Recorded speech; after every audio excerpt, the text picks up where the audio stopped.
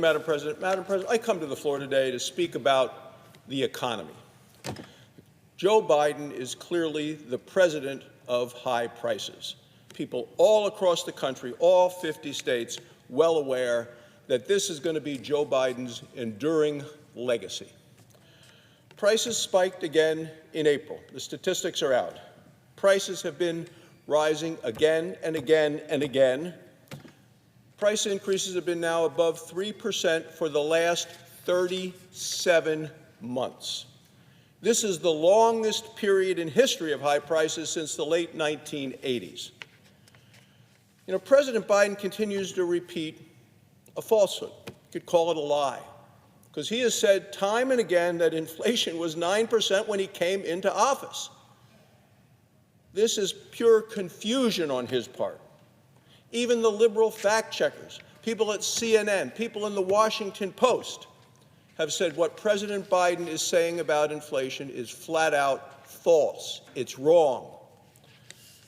In January of 2021, the day that the current President Biden took the oath of office, the inflation rate in America was 1.4%. Today, prices are almost 20% higher than they were the day he took the oath of office. The burden of Bidenomics on the American public is crushing, it's compounding, and of course it's cumulative. It continues to add on every single day. But Democrats in this chamber and around the country deny this economic reality. Certainly the Democrat in the White House denies this economic reality.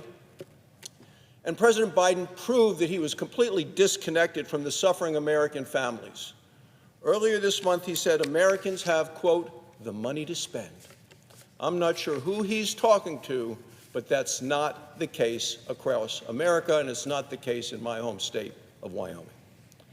Democrats are completely out of touch on the economy because they are out of touch with American voters, the citizens of this country. Rising prices have plagued Americans for the last 3 years. Everyday life costs more and more and more. Under Joe Biden, Americans are squeezed, they are stressed, and they are struggling to get by. More than half of Americans will tell you that the economic conditions that they see day in and day out are poor for them personally. More than 80% of Americans saying that high prices are their number one concern.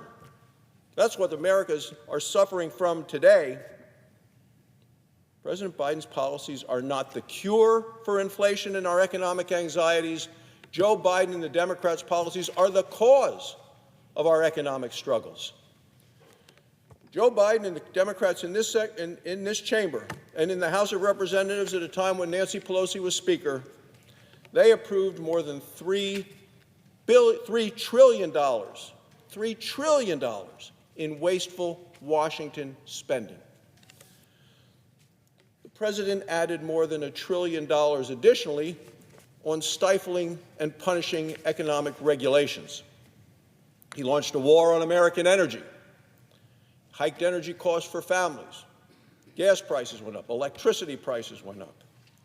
Because of failed Bidenomics, Americans are paying over $12,000 more a year this year than they did the year that he came into office, just to buy the same things that they could buy the day he came into the White House.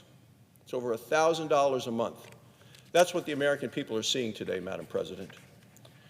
A $100 cart of groceries in 2019, the cost now of that same cart full of groceries, not very full, $137. Gallon of gas was in 2021, $2.38. Today, in many of the battleground states, Nevada, Arizona, Pennsylvania, it's approaching $4 a gallon. Now, of course, high prices aren't the only problem. Interest rates are at the highest level in 23 years. High interest rates are a bitter fruit of Bidenomics. People are suffering when they have to take out a loan. This is causing significant affordability crisis all across the country and in all age groups. Under these failed policies of the Biden administration, younger people, younger Americans have been demoralized. They are delaying life's biggest moments.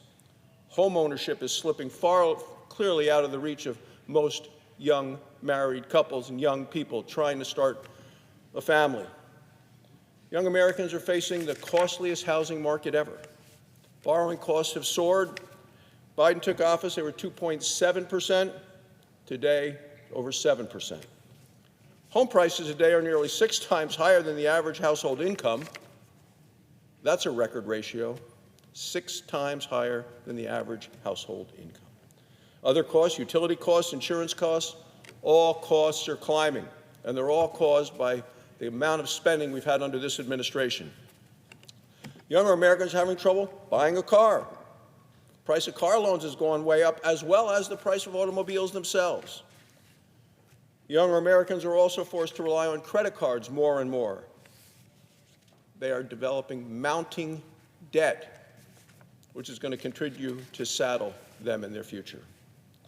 Look, young Americans will tell you that they are overextended and they are distressed, and they're begging for relief. Today's high prices and high interest rates are going to create tomorrow's troubles. Now, President Biden has failed to protect the American dream.